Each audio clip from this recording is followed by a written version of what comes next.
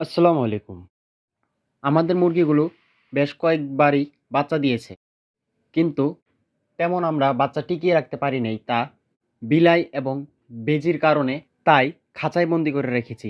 খাঁচায় বন্দি করে রাখলে তো খাবার দিতে হবে টাইম টু টাইমে।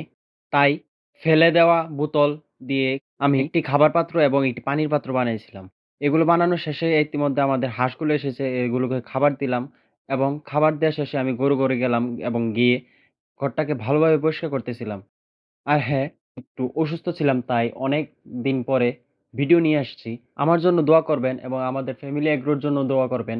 কথা বলতে, বলতে আমি গরুগুলোকে ভালোভাবে পরিষ্কার করা এবং গরুগুলোকে ভালোভাবে গোসল করিয়ে নিতেছি। গরুগুলোকে ভালোভাবে গোসল করিয়ে নিয়ে আমি গরুগুলোকে ভালোভাবে ঝাড়ু দিতেছিলাম। ঝাড়ু দেওয়ার শেষে ম্যাট্রেসগুলোকে ঠিক করে নিতেছিলাম। উলটপালট করে রেখেছিল তাই ম্যাট্রেসগুলোকে ঠিকমতো রাখতেছিলাম।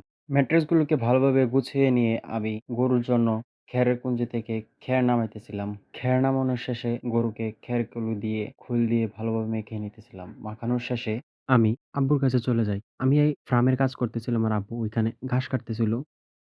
ঘাসগুলো কাটার পর ঘাসগুলোকে ভালোভাবে ধুয়ে বস্তাবন্দি করে ভ্যান গাড়িতে নিয়ে আসতেছিলাম। আমাদের জন্য দোয়া করবেন। আসসালামু আলাইকুম।